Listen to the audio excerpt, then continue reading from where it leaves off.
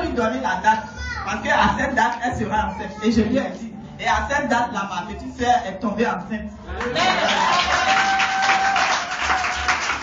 J'étais au village, chez notre papa, à Boutro. Et puis elle m'a appelé. Elle m'a dit, il faut prier pour moi parce que je suis malade. Je lui ai dit, mais qu'est-ce que tu as? Tu souffres de quoi? Elle me dit, ah, je suis allée à l'hôpital, on me dit que c'est une grossesse. Je dis, mais je ne peux que dire merci à Dieu. Parce que être enceinte n'est pas une maladie. Donc pour moi, je vais dire merci à Dieu. Et la dernière fois, quand j'étais chez le prophète, je lui ai demandé de m'accorder un temps parce que ma petite sœur devait accoucher. On lui a dit qu'elle devait subir une césarienne. Et je lui ai dit, on va prier Dieu, tu n'auras rien, tu vas accoucher sans problème. Et le jour, dimanche, on a dormi à 3h du matin, elle m'appelle, elle me dit, depuis là, je ne sais pas, j'ai mal au ventre. Je lui ai dit, non, peut-être c'est pas l'accouchement, mais il faut attendre un peu. À 5h encore, elle m'appelle. Elle dit, mais depuis là, ça continue. J'ai dit, bon, dis à ton mari, il va t'envoyer à l'hôpital. Ils sont partis. Et moi, je me suis préparée à aller, parce qu'elle a un poisson. J'étais ici à Abidjan, à aller la chercher pour l'envoyer sur Boaké. Parce que c'est là-bas que se trouve notre famille. J'arrive à la gare, je prends mon ticket, on ne m'a même pas encore donné la monnaie. Son mari m'appelle pour me dire qu'elle a accouché. Alléluia! Elle a accouché sans problème. Vraiment, je voudrais dire merci à Dieu. Mettez votre confiance en lui et il fera le reste. J'ai un deuxième témoignage, il s'agit de ma fille, que lui-même il connaît très bien. Elle a eu la maîtrise depuis un moment, mais jusque-là, elle n'avait pas eu le temps de soutenir, ça traînait. Un jour, j'ai reçu le message encore, Dieu me dit, dis à ta fille de se préparer. Moi, je vais la soutenir, elle va faire son mémoire et elle va aller se présenter. Je lui ai dit, elle me dit, ah, maman, est-ce que toi-même tu penses que c'est possible? Actuellement, là, je m'en vais au travail. Je viens, à des fois, j'arrive à 18h, même 19h, mais j'ai quel temps pour préparer mon mémoire? Je lui ai dit, c'est un message de Dieu. S'il a dit, il va te soutenir. Et chaque fois, je l'appelais, je l'encourageais. Dieu merci. Elle a compris, elle s'est mise au travail. Elle a commencé à écrire son mémoire. Elle a déposé, son directeur de mémoire à lui. Et comme ça, ils attendaient un moment pour les appeler. Maintenant, le jeudi soir, elle m'appelle, elle me dit, maman, on dit, je passe samedi. J'ai dit, tu passes où? Elle dit, non, quand j'ai déposé mon mémoire, là, on dit, je passe samedi pour soutenir. Je dis, mais on donne une date, les gens se préparent, mais pourquoi là, c'est précipité comme ça? Elle dit, non, on dit, si c'est le lot d'étudiants là passe, ça va durer. Donc, mon directeur de mémoire m'a demandé si je pouvais faire partie, ça allait être bien. Donc, j'ai accepté. J'ai dit, bon, d'accord, aujourd'hui, on est au jeudi. C'est après-demain, elle dit oui. Donc, vendredi, j'ai pris la route. Je suis arrivé ici même à 21h. Je suis arrivé à la maison à 21h. Et hier, nous sommes rendus à l'UCAO, où elle a fréquenté. Elle a eu la maîtrise en droit public. Et elle a soutenu. Au nom de Jésus, elle a eu 14 sur 20. Elle a eu mention bien. Donc je voudrais dire comme ça que Dieu est fidèle. Quand il dit quelque chose, il a compris. Ceux qui n'ont pas fait cette expérience, faites-le. Mettez votre foi en Dieu, mettez votre confiance en Dieu. Ce qu'il va faire pour vous là, c'est grand. Ce qu'il a fait pour nous là, il peut le faire pour vous. Amen. Au nom de Jésus. Donc comme ça, je voudrais donner 2 petits chants. Vraiment pour dire merci à Dieu. Excusez-moi. Mon premier chant, il sera en paolé. Il dit comme ça, David la ligne à bien fait. On va ma ligne à bien. On se dit qu'elle ligne à bien. Moi, quand vous l'avez,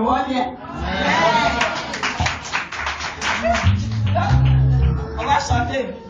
David la ligne à bien fait. On va ma ligne à bien fait. Ligne à bien fait. Quand vous l'avez,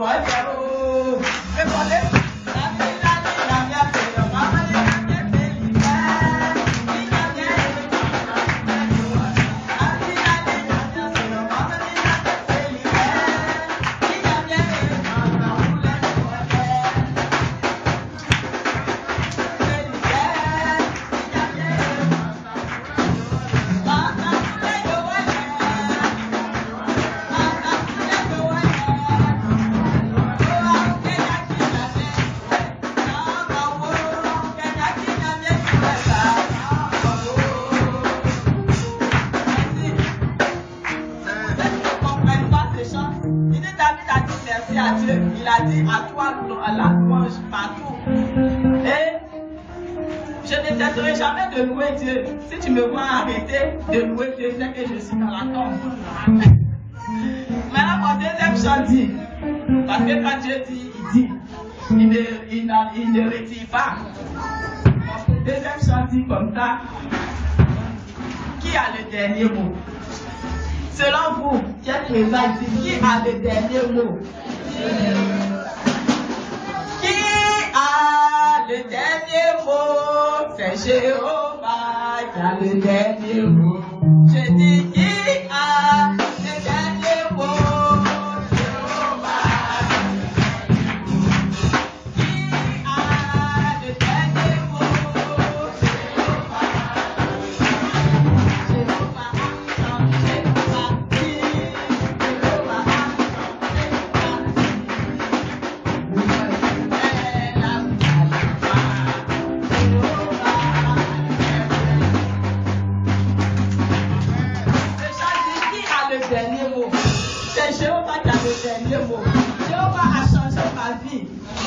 Il a changé ma vie. Il ouvre un chemin là où il n'y en a pas. Donc, que Dieu bénisse, vous bénisse. Et vraiment, je suis très content pour être là ce matin, pour rendre gloire, pour rendre mon témoignage devant tout le monde, parce que ce qu'il a fait pour moi est vraiment grand. Que le nom de Dieu soit béni. Amen. Je vous salue dans le précieux nom de Jésus. Bon, pour ceux qui étaient là la veillée dernière, j'ai fait mon témoignage, j'ai rendu mon témoignage à la veillée. Bon, je vais encore dire merci à Dieu, parce qu'il a rendu positif dans ma vie, ce qui est positif dans ma famille. Donc je crois que par moi, le Seigneur va aussi toucher les soeurs, parce que nous sommes très petits.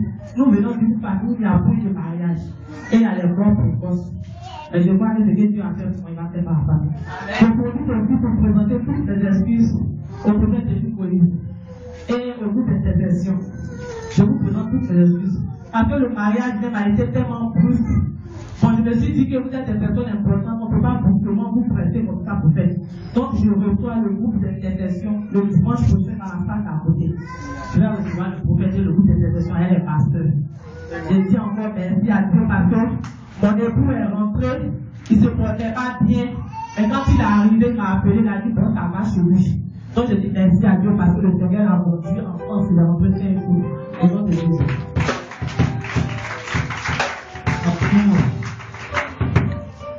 Amen. Dieu veut de vous faire un bruit pour Jésus. Dieu aime aussi le bruit.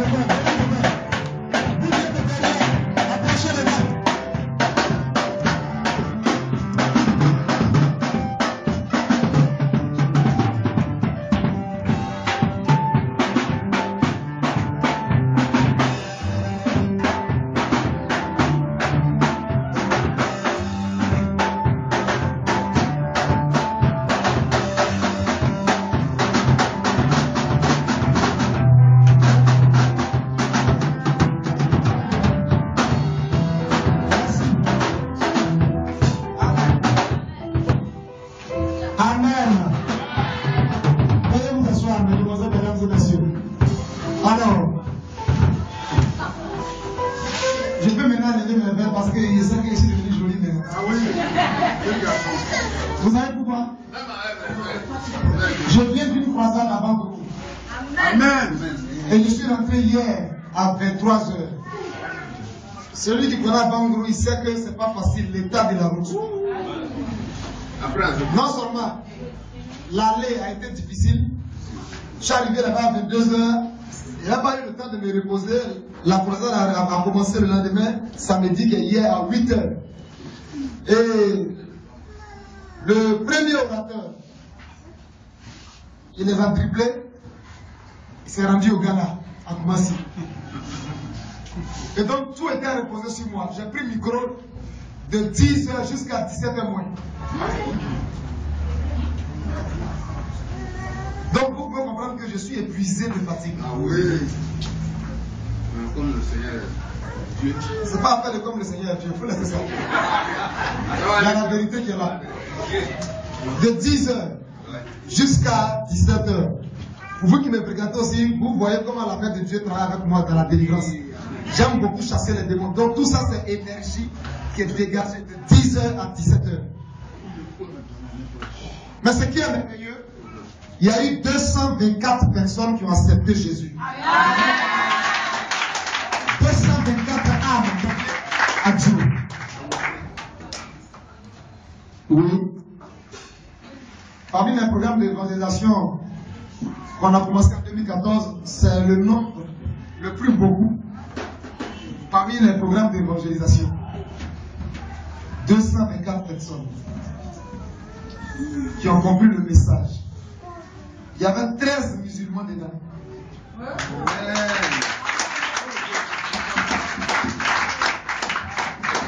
Le Saint-Esprit était au rendez-vous. Amen. Dieu a travaillé puissamment dans la délivrance. Délivrance et guérison. On n'est pas allé trop dans le côté voyance. Peut-être que ces 4 personnes seulement j'ai consulté parmi ces centaines de personnes qui étaient là. Mais délivrance, guérison, délivrance, guérison, délivrance, guérison. Et Dieu a permis que je puisse regagner Abidjan. Donc ce n'était pas évident que je me levais à 9h. J'ai apprécié prier à Dieu pour qu'il soit là. Si je savais qu'ils allaient me doubler, il allait demander au pasteur Quadio de prêcher aujourd'hui. Et je crois que le repos allait être mon partage. Amen. Amen. Mais comme ils m'ont limé, j'ai été obligé de le faire seul. Je bénis Dieu pour les témoignages que nous venons d'entendre. Amen. Il y a des personnes aussi qui sont assises dessus. Ces personnes-là, je demande à Dieu, il ne faut pas qu'il vous accorde miracle encore. Parce que vous avez sémé la méchanceté, vous devez récolter le résultat de la méchanceté. La Bible dit dans Galates 6, le verset 7, ne vous y trompez pas, on ne se moque pas de Dieu. Ce qu'un homme sème, il va le moissonner. Dans tes situations, tu as imploré Dieu devant tout le monde. Devant tout le monde, on a tendu les mains vers toi, on a invoqué Dieu pour toi. Et tu as commencé à vivre des exaucements et tu les gardes pour toi seul. C'est un danger pour toi. Parce que le manque de reconnaissance à Dieu est une porte d'ouverture que tu ouvres à Satan de venir renverser ce que tu penses avoir. Les Écritures disent que ce que tu as, si tu ne sais pas la conserver pour rendre gloire à Dieu avec, elle te sera arrachée pour donner à celui qui en est déjà. Celui qui a déjà là, Dieu va le donner encore, qu'il soit dans l'abondance. Et toi, ce que tu penses avoir là, ils vont arracher le petit même qui reste là. Croûte qui reste, ils vont arracher pour donner à moi quelqu'un qu'on a déjà servi. Pourquoi? Parce que tu es méchant. Et tu refuses de témoigner la gloire de Dieu. C'est pas bien. C'est pas pour la première fois qu'on te dit pour un témoignage. L'évangile est caractérisé par le témoignage. Allez, témoignez. Alléluia. Amen. Cherchez les filles. Alléluia. Amen. Donc nous rendons gloire à Dieu pour le témoignage de cette vie. Il y a un de mes fils qui n'a pas pu être là aussi. La veillée d'avant-hier qu'on a fait, où j'ai dit un miracle en 72 heures. Le Éternel m'avait révélé qu'on avait volé 55 millions. Que c'était le ministre, voilà même là, j'ai oublié son nom là, qui a détourné l'argent là pour faire sa campagne municipale. Et puis il a échoué encore. On a prié, il y a eu des blocages, l'État a viré l'argent et lui il est parti prendre l'argent là pour aller faire campagne. Et donc, dans la prière passée, on a réactualisé le sujet. Dans 55 millions, la semaine dernière, on lui a donné déjà 19 millions. Amen. Le témoignage est en Jésus. Si tu crois, tu vois. Tu ne crois pas, Dieu ne fait rien à toi. Il dit tout est possible à celui qui croit. Et vraiment, la veillée a été, sinon la croisade a été vraiment bénie. Je ne vais pas cesser d'en parler. Elle a été vraiment bénie. Dieu m'a étonné. Il y a eu une nouvelle dimension d'onction dans laquelle il m'avait envoyé. Moi-même, je ne me reconnaissais pas. Les gens regardent. Oh, l'homme de Dieu là, qu'est-ce qu'il y a? C'est parce que j'ai été obéissant. On n'a pas besoin d'être 1000 pour accomplir la volonté de Dieu. Ta seule personne, si tu es déterminé, tu as le cœur ouvert, tu vas faire ton petit bonhomme de chemin avec le Saint-Esprit. Et au dernier jour, Dieu va te récompenser pour tout ça.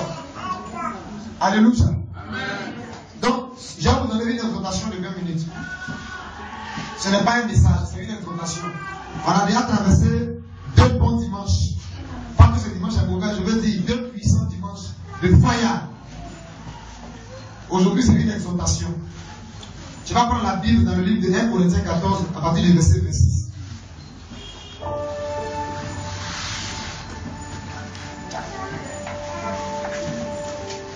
Ceux qui sont au dehors, ils ne sont pas venus aussi à la prière.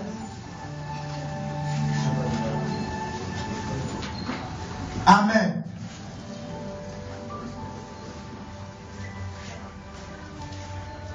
Je vais vous présenter un miroir.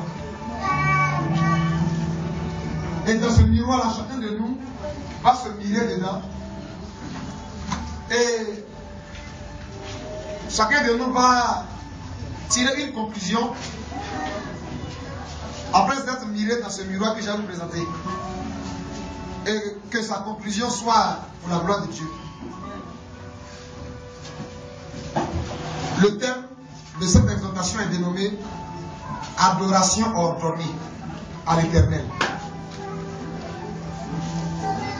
Adoration ordonnée à l'Éternel. Dis Amen. Amen. Je lis la parole de Dieu. 1 Corinthiens 14 à partir du verset 26. Que faire donc, frères, lorsque vous vous assemblez, les uns ou les autres, parmi vous, ont-ils un cantique, une instruction, une révélation, une langue, une interprétation? Que tout se fasse pour l'édification. Amen.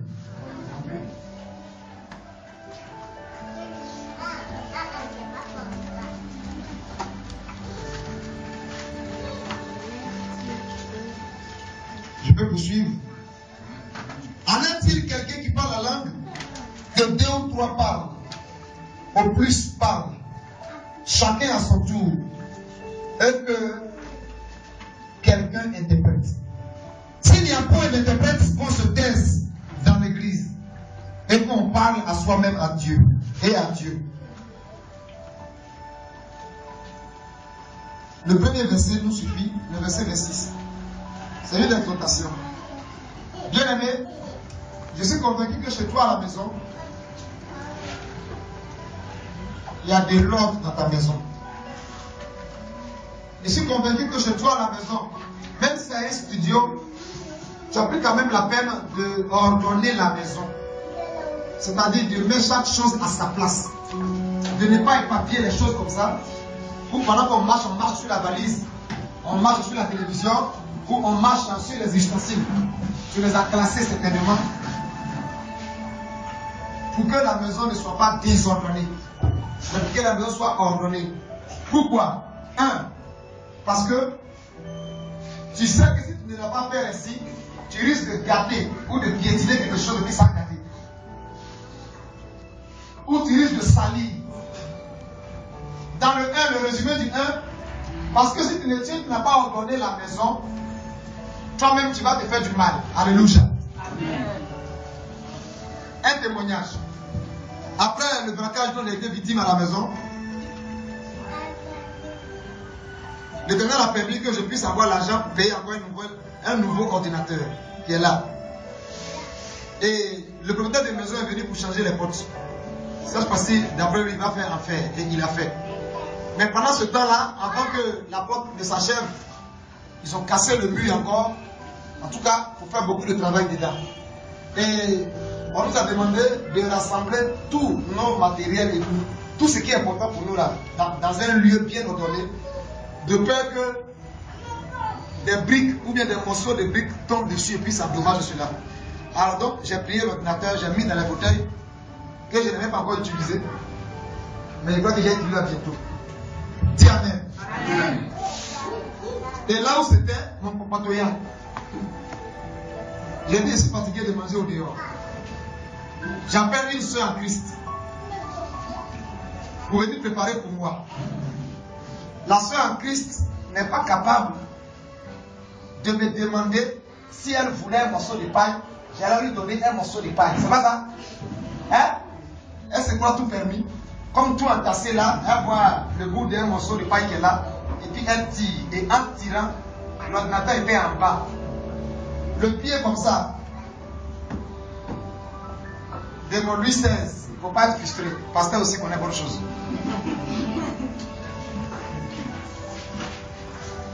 Il y a eu un choc. Et ça a cassé l'écran de l'ordinateur. Vous savez combien ça m'a coûté? La réparation? 65 000 francs.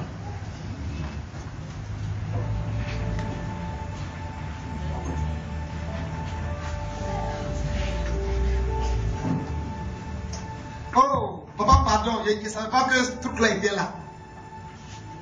Toi, tu viens chez les gens.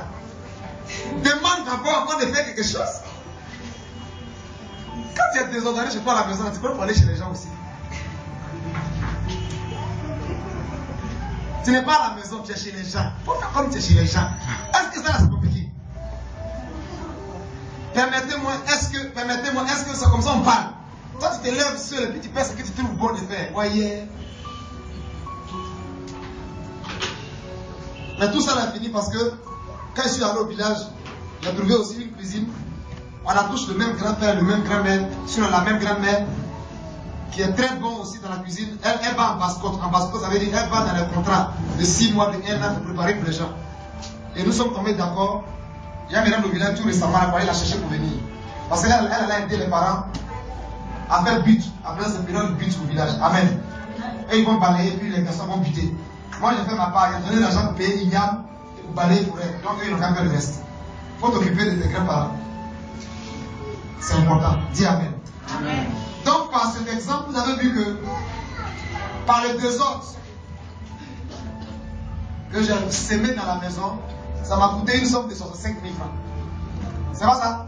Amen. Si j'avais bien ordonné, si j'avais pris la peine pour dire ça, là, c'est très important. Donc, il faut lui mettre dans un tel lieu où on ne peut pas avoir accès à ça. Est-ce qu'ils allaient casser ça?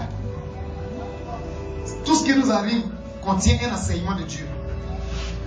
Eh bien, dans ta maison, je suis convaincu que le ponge que tu prends pour laver assiette là,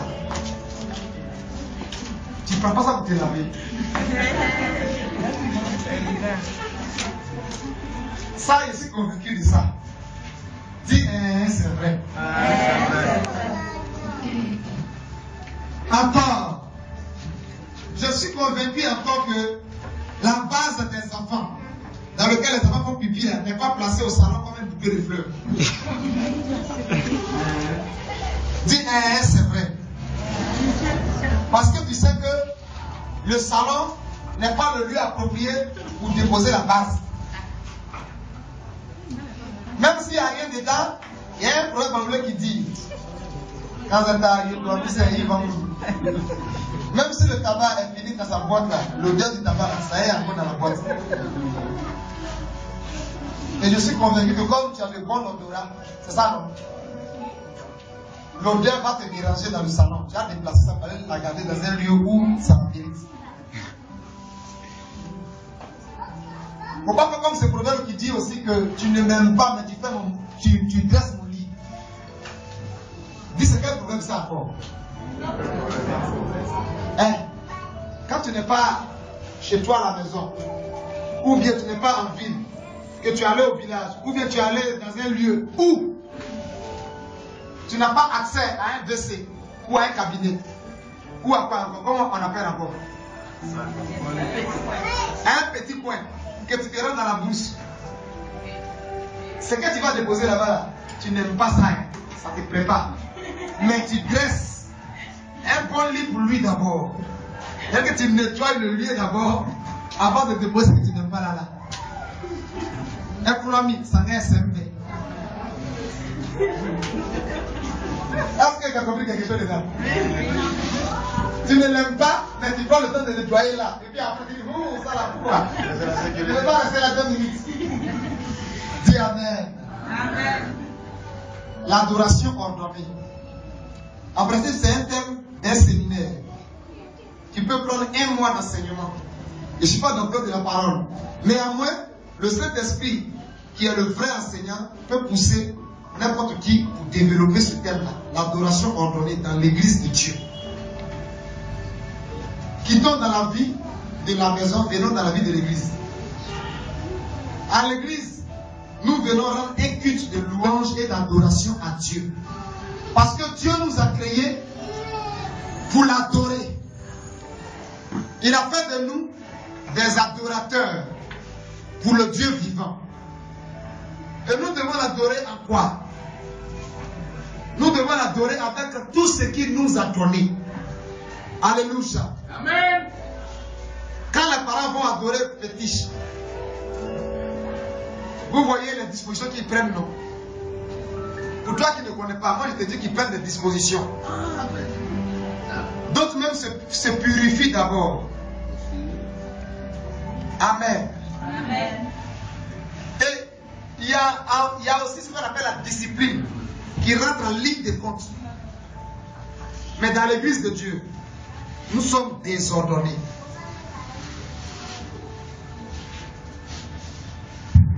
Ce qu'on ne fait pas à la maison, c'est ce qu'on vient faire dans l'église de Dieu. Ce qu'on a laissé dans le monde, c'est ça qu'on a pu venir encore dans l'église de Dieu. Alors que c'est le désordre qui est dans le monde. Comment tu peux voir une femme qui a marché bien et puis il y a chaîne ici. Chaîne là, c'est pas ici, on met. Et puis chaîne là, c'est ici, ça y est. Comment tu peux marcher et puis tu vois un homme, il y a bout d'oreille ici. Bout d'oreille ici. Ou bien bout d'oreille même ici. Bout d'oreille ici. Est-ce que c'est quelqu'un de discipliné? Dieu ne peut pas nous les faire. Puis j'ai te caché maintenant les faire. Et pourquoi? Pas seulement ici. Mais dans l'église de Jésus en Côte d'Ivoire, dans plusieurs congrégations, pas tous, le désordre est tel point que Dieu ne peut plus supporter ça. Raison pour laquelle ces différents lieux de prière invoquent Dieu, Dieu ne répond pas. Je vous l'ai dit qu'il y a invocation et puis il y a prière. Quand tu pries, tu es exaucé. Mais quand tu invoques, Dieu répond. Dieu répond à l'invocation et Dieu exauce donc les prières. 2 références qui vont t'aider pour ne pas que tu prennes ça comme des hérésies. Jérémie 29, le verset 13 dit: si vous me cherchez de tout votre cœur, je me laisserai trouver par vous. Vous me prierez et vous partirez et je vous exaucerai. C'est pas la Bible. Tu me dirais que c'est l'Ancien Testament. Tiens un bonus du Nouveau Testament. 1 Jean 5, le verset 14 nous dit: tout ce que vous demanderez à Dieu, croyez que vous les aviez déjà reçus et vous verrez cela s'accomplir. C'est pas l'exaucement. Dites-moi, c'est pas l'exaucement. Bon, si ça ne te suffit pas encore, Matthieu 7, 7, ça c'est récitation. Demandez, il vous sera donné. Frappez, l'homme vous ouvrira. Cherchez et vous trouverez. Si c'est aussi encore insuffisant, alors dans Jean 15, à partir du verset 5, sans moi vous ne pouvez rien faire. Demeurez en moi et je demeurerai en vous. Si vous demeurez en moi et que je demeure en vous, vous porterez du fruit. Et tout ce que vous demanderez en mon nom, Dieu vous la donnera. Si cela encore est suffisant pour toi, Matthieu 18, à partir du verset 17 au verset 18, il dit quoi? Si 2 personnes s'accordent pour demander une chose quelconque, elle sera accordée. Bien. Ce verset de Somme là aussi nous dit: invoque-moi au jour de la détresse. je te délivrerai et tu me glorifieras. Élie devant les 450 prophètes de Baal. Il dit que chacun invoque son Dieu. Le Dieu qui va répondre par le feu sera le vrai Dieu. Ils ont invoqué leur Dieu de 10h jusqu'à 14h. Ils se sont mortifiés le corps, le sang pour l'air. Rien. Il n'y a pas de témoignage. Dieu ne répond pas. Élie dit certainement votre Dieu là, il doit invoquer encore plus fort, crier encore plus fort.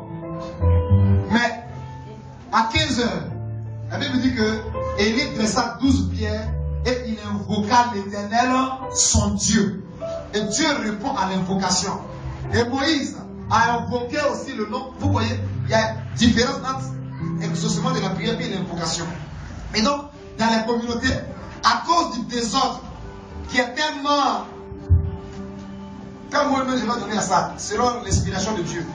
À cause du désordre qui se vit de manière large, de manière grandiose, de manière forte. Tu comprends mon bien français là? Dis-moi amen bien. Amen. Tu comprends mon bien français là? Amen. À cause de tous ces désordres là, le Saint-Esprit est bloqué. La manifestation de Dieu est bloquée. Ça attriste le Saint-Esprit. Quand quelqu'un est attristé là, est-ce qu'il fait quelque chose de bon? Non. Quelqu'un qui vit dans la tristesse, est-ce que son visage même est accueillant? Tout est bien ami. Il est fâché. Dis amen. Amen. Quelqu'un qui vit dans la tristesse. Donnez-moi un exemple de quelqu'un qui vit dans la tristesse. Je l'enlève toi. Donne-moi un exemple de quelqu'un qui vit dans la tristesse. Quelqu'un qui est triste. Tourne-toi. Donne l'air de quelqu'un qui est triste. Tourne-toi vers ici. Il faut te voir ici. Alléluia. Quelqu'un qui est triste comme ça. Est-ce que on ressent en lui la vie? Parce que celui qui est triste, il a peur même la mort. La tristesse conduit au suicide. La personne dit, mais j'ai tout fait, j'ai échoué. J'ai tout fait, je n'ai rien eu. Je préfère mourir. Et dans sa tristesse, il va attacher le corps d'en haut pour se pendre. Allez payer les médicaments pour boire tout, pour mourir. Donc vous voyez, ce que les produits de la tristesse nous font savoir ou nous font connaître.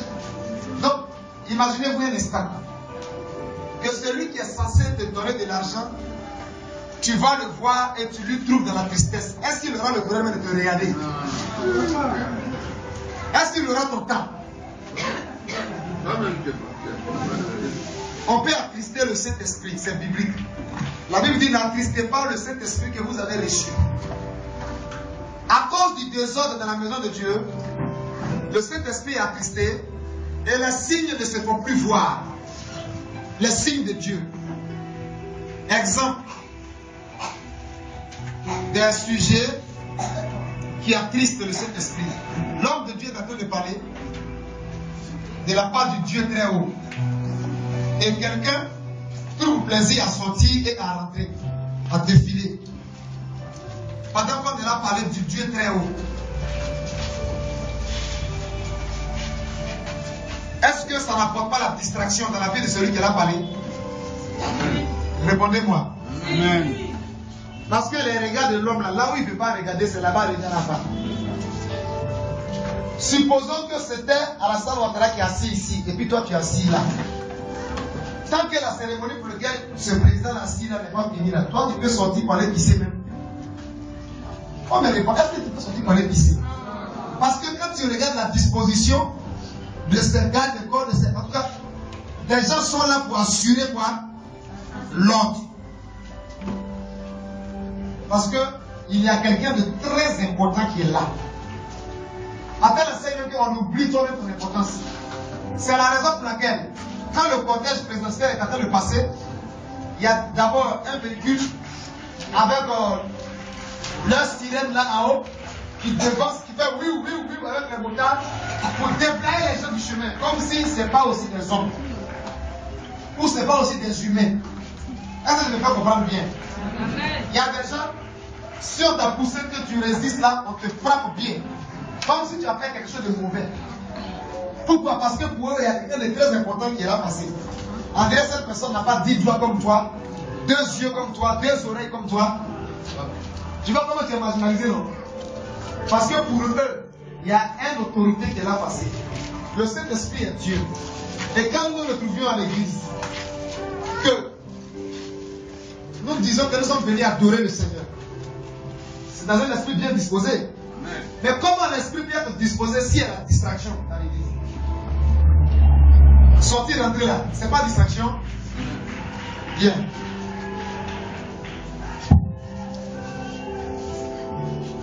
J'ai envie de blesser les gens ce matin par la parole de Dieu. Et puis, il va prendre, comment on appelle ce médicament là? Pour compenser, même sparadrapien. Plusieurs se plaignent. Les pasteurs, les prophètes, ce sont les menteurs. Tout ce qu'ils disent là, ça n'arrive pas. Ils nous volent, ils nous escroquent. S'ils peuvent s'asseoir, faire un bilan de leur adoration envers Dieu, ils vont se rendre compte que c'est eux-mêmes qui sont les sorciers de leur propre vie. Il y a des personnes pour lesquelles, pendant que ça doit prier pour eux-mêmes, ils sont en train de rire. Ça dit qu'ils ne participent pas à ce que tu es en train de faire pour lui. Dieu très haut, il prend soin de parler sur ta vie, il prend soin de t'apporter son intervention divine. Et toi, tu es là.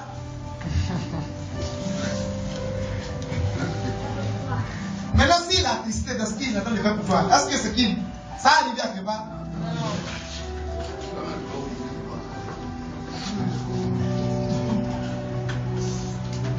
C'est exhortation de fatigue, mais comprenez quand même quelque chose dedans. Est-ce que ça va arriver à quelque part? Très souvent, c'est vrai, il y a des hommes de Dieu comme moi par exemple, qui n'ont pas encore fini d'être brisés, d'être épurés, comme l'orange par Dieu. Et puis à quelque part dans leur vie, il y a encore de l'orgueil, il y a encore de la colère, qui peuvent la manifester à tout moment. Cependant, retenez ceci, il y a ce qu'on appelle la colère sainte de Dieu. Vous m'entendez? Il y a ce qu'on appelle la colère sainte de Dieu. Elle n'a rien à voir avec le caractère de l'homme. Si Dieu a pris soin de se déplacer depuis les cieux pour venir intervenir dans ta vie, et puis toi pour lequel il est venu, tu ne l'accueilles pas bien, ça énerve. En tant que ça attriste. Et il peut retourner. Il peut dire à l'ange, c'est pas la peine. Donne à quelqu'un qui est auprès de lui là. Est-ce que tu peux comprendre? Jésus est rentré dans le temple, il a fait quoi? Est-ce qu'il a dit pardon, ramassez vos trucs dans la maison de Dieu? La Bible dit que c'est dans la maison de Dieu que les gens la vendaient.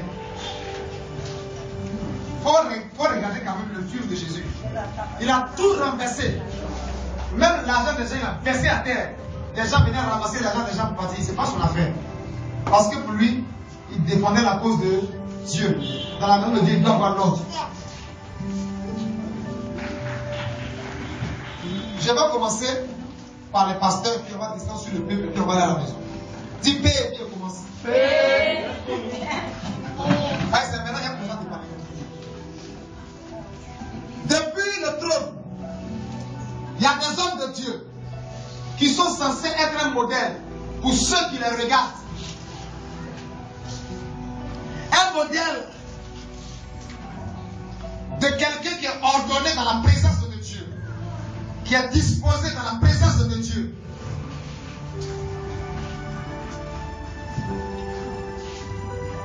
Très souvent, ils sont dans les maïchingom. Très souvent, ils sont en train de dormir. Pendant que leur frère ou leur homologue est en train de diriger ou est en train de prêcher. Ou bien ils sont au dehors.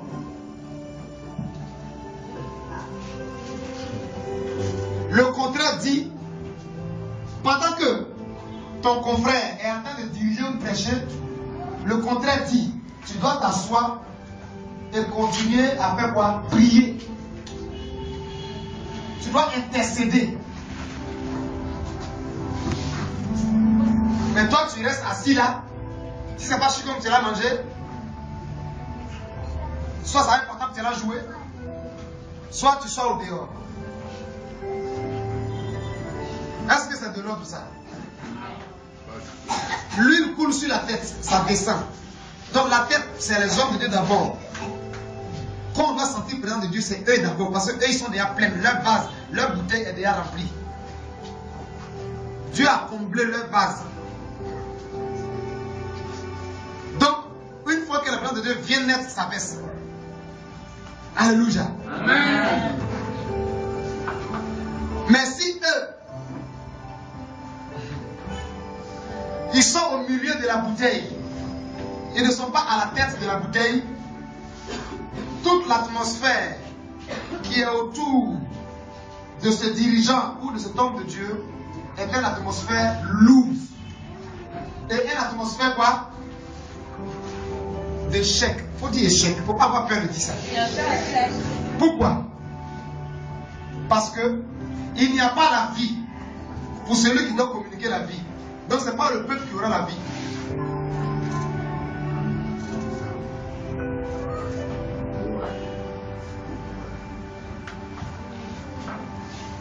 Quand le dirigeant ou celui qui prêche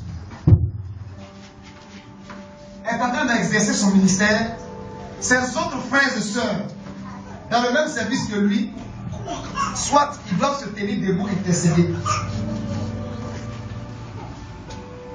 Ou bien, ils doivent descendre dans le peuple, jouer un rôle qu'on appelle rôle de serviteur, même si ce n'est pas leur part.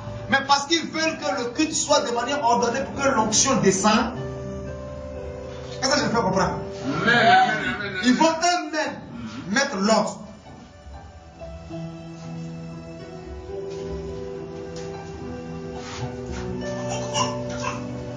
Pendant que celui qui dirige aussi, elle a dirigé,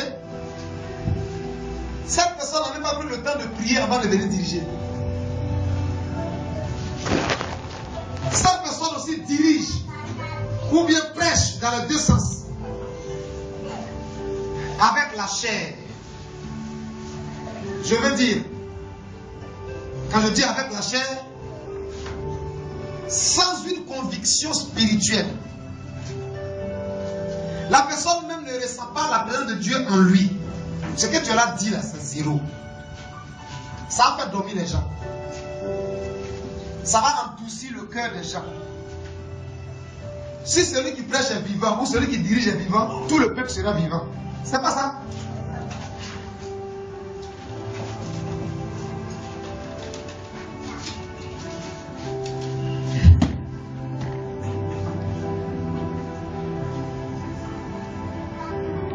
Si tu es vivant, tout le monde sera vivant.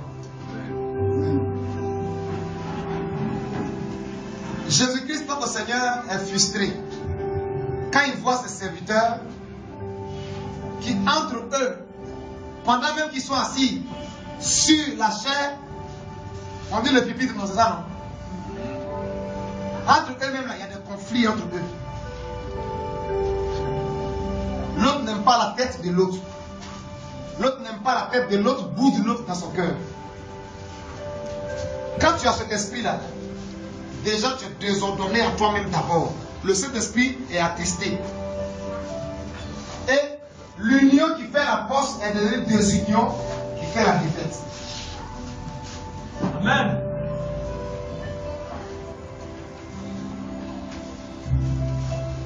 Même le protocole, si vous remarquez pour moi là, il dort toujours. C'est pas vrai? Il est plus fatigué. Dimanche passé, il a eu son témoignage, il a eu travail. Donc souvent il travaille le dimanche, souvent le dimanche il ne travaille pas. Dis Amen. Amen. Bien. S'ils peuvent tous prendre conscience et dire qu'ils ne sont pas venus faire plaisir à quelqu'un, mais qu'ils sont venus assumer leur responsabilité, qui est l'adoration à Dieu. Je crois que chacun va faire effort sur lui après ce dimanche-là, à repartir à nouveau avec le Seigneur. Dans son adoration. Amen. Maintenant, je ne sais pas si vous avez aussi fait le constat. Dans tous les lieux de prière que vous allez partir, au moment où c'est temps de louange, il y a des personnes qui s'en foutent de la louange, qui ne dansent pas. Si quelqu'un danse, que la personne l'a touché un peu, vous savez ce qui se passe? Hein? Il se fâche. On est venu louer Dieu. Toi, tu es venu faire quoi? Si tu ne loues pas Dieu, sors à la maison. Dans cette louange, je t'ai touché. Là, c'est Dieu qui fait vos paroles. Mais tout ça là part à partir de qui? Tout ça là part à partir du groupe musical. Chez moi ici, les petits chanteurs qui sont là, quand ils chantent, ils font face là-bas. Et puis le peuple de Dieu est ici. Faux ou vrai? Quand ils font face là-bas, tu viens devant Dieu, tu donnes dos à Dieu. Le groupe musical, dans toutes les communautés, quand ils ont fini de faire leurs prestations, ils sont tous au dehors. Ils sont en train de poser entre eux.